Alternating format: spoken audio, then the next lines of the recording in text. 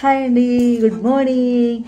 ఈరోజు మేము రాత్రి వచ్చేటప్పుడు బాగా లేట్ అయిపోయిందండి. 12-1 అయిపోయింది. ఇంకా పడుకొని బాగా లేట్గా లేచాము.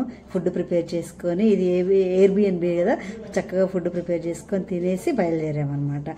ఇక్కడ మేము ఫ్లోరెన్స్ ప్రిపేర్ చేసుకున్నామంటే దోసపిండి తెచ్చామని చెప్పాను కదండి. సో దోశ వేసుకున్నాము, తిన్నాము. తర్వాతనేమో వెజిటబుల్ రైస్ ఒకటి ఈజీగా ఉంటుంది కదా, వెజిటబుల్ రైస్ అంటే ప్రిపేర్ చేసుకున్నాం అనమాట. అండ్ నేను వచ్చేటప్పుడు కొత్తిమీర టమాటా చట్నీ చేశానండి. ఆ చట్నీ తెచ్చుకున్నాము, ఎందుకంటే స్వీటీకి ఈవినింగ్ చపాతీలోకి కావాలి కదా. సో చపాతీ కూడా చేసుకొని అన్ని ప్యాక్ చేసుకొని బయలుదేరాం. అమ్మో, ఎండ మాత్రం అదరేస్తుందండి, మామూలుగా లేదు. బట్ ఇండోర్ మేము వెళ్ళేవన్నీ మ్యూజియంస్ అవి ఇండోర్ కాబట్టి ఈవినింగ్ దాకా అలా వెళ్ళిపోయి ఆ తర్వాత ఫ్లోరెన్స్ లో ఇంకా మిగతా అన్ని కూడా చూస్తాం అనమాట. అవేంటో మీకు కూడా చూపిస్తాను, రండి వెళ్దామా. యాక్చువల్గా ఇప్పుడు మేము వెళ్ళేటువంటి మ్యూజియం అండి, అది మా పిల్లలు ఆల్రెడీ చూసారండి. స్వీటీ వాళ్ళు ఆల్రెడీ ఇటలీ ట్రిప్ ఫ్లోరెన్స్ వెళ్ళారు. సో వాళ్ళు చూసారట. సో ఇంకా మేము రామ్లే మమ్మీ, మేము అక్కడ వెయిట్ చేస్తాము, మీరు వెళ్ళరండి అని చెప్పేసి అంటే, సరే మేము చూసొస్తాము, ఈ లోపల మీరు కొంచెం కూర్చోండి అని చెప్పేసి అన్నాము. అందుకని మేము అక్కడ వెళ్ళిన తర్వాత ఒక ప్లేస్ చూసుకొని పార్క్ చేసుకొని అక్కడ వాళ్ళు వెయిట్ చేస్తారు. ఈ లోపల మేము డేవిడ్ మ్యూజియం చూసొస్తాము అనమాట. అది ప్లాన్ ఈ రోజుకి. మా ఎయిర్బిఎన్బి ఫామ్ హౌస్ లాంటిది పైన కొండ మీద అని చెప్పాం కదా. సో చిన్నగా ఇప్పుడే కొండ దిగుతున్నామండి. మొత్తం మీద మేము ఫ్లోరెన్స్ చేరుకోవడానికి ఒక 40 minutes అలా పడుతుంది. వచ్చేసామండి ఫ్లోరెన్స్ కి. ఇవ్వండి ఫ్లోరెన్స్ స్టార్ట్ అయ్యాము ఇప్పుడే. ఏ మాటకు ఆ మాట చెప్పుకోవాలండి, ఫ్లోరెన్స్ మాత్రం ఎంత బాగుందో, చాలా బాగుంది. మీకు కూడా అనిపిస్తూనే ఉండాలి కదా చూస్తుంటే.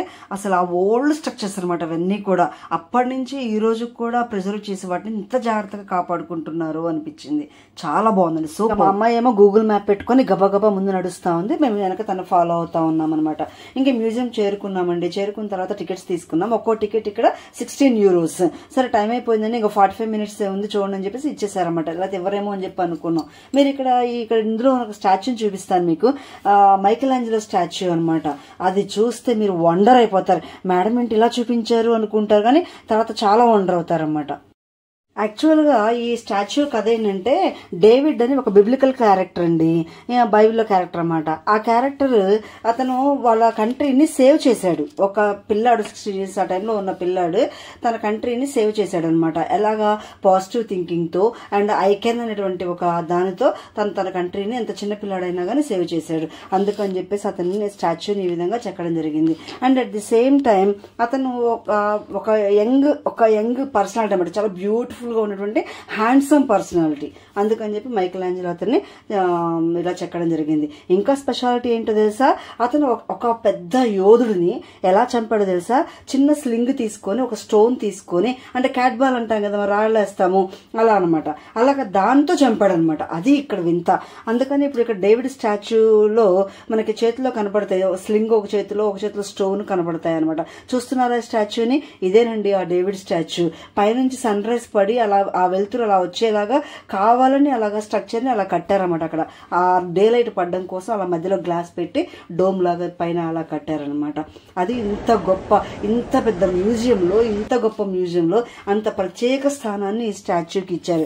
మైకేల్ ఏంజెలో స్టాచ్యూస్ ఇందులో చాలా ఉన్నాయండి. ఇంకా మిగతా గొప్ప స్కల్ప్చర్స్, ఆర్టిస్టులు అందరి యొక్క రైటింగ్స్ కాదు, వీళ్ళ యొక్క డ్రాస్ కానీ లేకపోతే ఆర్కిటెక్చర్ కానీ ఇవన్నీ ఉన్నాయి.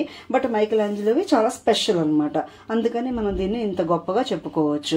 అయితే ఇక్కడ ఈ బొమ్మలు చూస్తేనండి మనకి ఎక్కువ న్యూడ్ గానే కనిపిస్తాయండి, కానీ ఎంత గొప్పగా పార్ట్ టు పార్ట్ ఎంత నీట్ గా చెక్కారంటే నిజంగా 2 కళ్ళు సరిపోవు అనమాట. అక్కడ లైవ్లీగా, అంటే మనకి అందులో లైఫ్ కనిపిస్తుంది. ఓహో నిజంగా మన ముందు ఈ క్యారెక్టర్స్ ఉన్నాయా అన్నట్లుగా కనిపిస్తుంది అనమాట. అంత గొప్పగా చెక్కడమే ఇక్కడ ఈ స్కల్ప్చర్ యొక్క గ్రేట్నెస్, అది దాన్ని చెప్పుకోవచ్చు. ప్రతి ఒక్క విగ్రహంలో కూడా, ప్రతి ఒక్క దానిలో కూడా ఒక స్పెషాలిటీ ఉంటుంది. ఒక విగ్రహం నేను చూశాను, అది ఏంటంటే ఒక ఆమె ఇలా భయంగా ఇలా ఉంటుంది, ఎందుకంటే అక్కడ స్నేక్ చూసాను అనమాట. ఎంత క్లియర్ గా ఫేస్ లో కనపడతాయంటే నిజంగా ఎంత గొప్పగా డ్రెస్ లో ఉన్న ఫోల్డింగ్స్ కానీ ప్రతిదీ కూడా చాలా అందంగా, చాలా కేర్ఫుల్ గా నీట్ గా చెక్కారనమాట. అది ఇక్కడ ఈ ఆర్టిస్టుల యొక్క గొప్పతనం అండి. ఇది ఇవన్నీ ఎప్పుడు అనుకుంటున్నారు 1700s లో అనమాట. కొన్నేమో ప్లాస్టర్ ఆఫ్ ప్యారిస్ తో, కొన్నేమో మంచి మార్బుల్ తో ఇలా చెక్కి ఉంటాయి అనమాట. ఇవి ఒకప్పుడు మొనాలిసా పెయింటింగ్ కూడా ఇక్కడే ఉండేదండి. తర్వాత దాన్ని ప్యారిస్ కి షిఫ్ట్ చేశారు అని చెప్పేసి విన్నాను నేను. ఇక్కడ ఉన్న స్టాచ్యూస్ లో ఆ రోజుల్లో ఉన్న మోడల్స్ ఉన్నాయి, ఆ రోజుల్లో నుండి పొలిటీషియన్స్ ఉన్నాయి, ఆ రోజుల్లో నుండి చిత్రకారులు ఉన్నాయి. ఇలా చాలా మంది అనమాట. ఎంతో మందివి ఇందులో నీట్ గా చెక్కి ఎంత జాగ్రత్తగా దాచారంటే 1700s నుంచి నిజంగా ఎంత గొప్పవైతే ఇంత కేర్ఫుల్ గా దాయాలండి. సో అందువల్ల ఇక్కడ మ్యూజియం కంటే ఎంత మంది వస్తూ ఉంటారో చాలా అసలు ఇంకా 6:45 తర్వాత ఇంకా క్లోజ్ చేస్తారనమాట. అందుకే దీని ఎంట్రీ ఫీజు కూడా పర్ హెడ్ 1500 దాకా ఉందండి. అంత గొప్ప మ్యూజియం అనమాట. చాలా పెద్దది. చాలా మంది ఆర్టిస్టుల యొక్క టాలెంట్ మొత్తం కూడా, వాళ్ళు పడిన కష్టం అంతా కూడా ఇందులో మనకు కనిపిస్తుంది అనమాట. చూడండి ఎంత లైవ్లీగా చెక్కారు. ప్రతి ఒక్క ఆర్ట్కి ఒక ప్రత్యేకత ఉందన్నమాట. ప్రతి ఒక్క ఆర్ట్కి నేను ఇందాక చెప్పాను కదా, ఒక స్నేక్ని చూసి ఒక ఆవిడ భయపడుతుందా, అదేనండి ఇది అదే. అసలు ఆమె చూడండి ఇలా భయపడుతూ పక్కకి ఇలా వెళ్ళిపోయినట్టు స్నేక్ని చూసి ఎంత చక్కగా చెక్కాడో చూడండి. బాగా అసలు నేను అక్కడ చదివితే అర్థమైంది అనమాట. ఓహో ఇదా ఆ రైటర్ యొక్క ఉద్దేశం అని చెప్పేసి. ఇట్లా ప్రతిదానికి రాసి ఉంది. కానీ కొన్నేమో బిబ్లికల్ క్యారెక్టర్స్ కదా, అవేమో మనకు అర్థం కావట్లేదు. ఇది చూసారా, ఒక పేరెంట్ మరణశయ్య మీద ఉండి తన మనవడినో ఫాదర్ను లేకపోతే కొడుకును కానీ బ్లెస్ చేస్తున్నట్లుగా అసలు ఎంత లైవ్లీగా మీకు నిజంగా మీకే అనిపిస్తుంది. ఆ దుప్పటి ఫోల్డింగ్స్ కానీ అంత నీట్గా చెక్కాడో చూసారా. ఇక్కడ ఈమెను ఒక లేడీ, ఒక బానిసలాగా ఉండే ఒక లేడీని ఎంత చక్కగా చెక్కారో చూసారా. బాబా నిజంగా వండర్ఫుల్ అండి.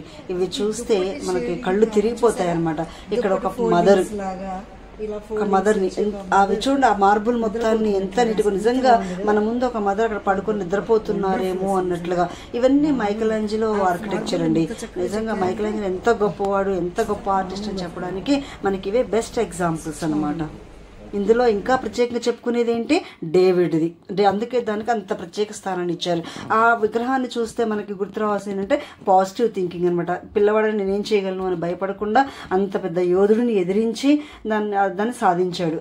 అది మనం చెప్పుకోవాలి. దేంతో, ఆయుధాలతో కాదు, తన దగ్గర నుండి చిన్న క్యాట్ బాల్తో. అది ఇక్కడ మనం ప్రత్యేకంగా చెప్పుకోవాల్సిందనమాట.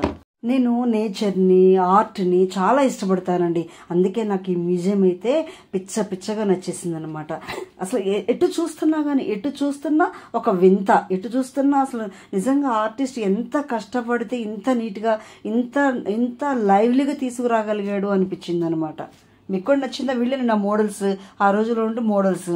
ఆ మోడల్స్ చూడండి, డ్రెస్సులు కూడా బాగున్నాయి కదా, ఎంత నీట్గా చెక్కాడో. ఆ డ్రెస్ మీద కూడా డిజైన్ కూడా ఉంది, గమనించండి. ఇంకా ఈ మ్యూజియం గురించి ఎంత చెప్పినా తక్కువ అండి. చాలా పెద్ద మ్యూజియం అనమాట. ఓ ఫ్లోర్ అంతా ఉంటుంది. సో ఇటలీ వెళ్తే, ఫ్లోరెన్స్ వెళ్తే కంపల్సరీగా ఈ మ్యూజియంని విజిట్ చేయండి. బట్ ఆన్లైన్లోనే మన టికెట్స్ ముందే తీసేసుకోవచ్చు. టైమింగ్స్ అవి చెక్ చేసుకొని జాగ్రత్తగా ముందే బుక్ చేసుకొని వెళ్ళండి. ఈ వీడియో మీకు కూడా బాగా నచ్చిందా? సో మీకు కూడా బాగా నచ్చినట్లయితే తప్పకుండా ఒక లైక్ చేయండి, షేర్ చేయండి, కామెంట్ చేయండి, సబ్స్క్రైబ్ చేయడం మాత్రం మర్చిపోవద్దే. Thank you so much. Thank you for watching. Wait for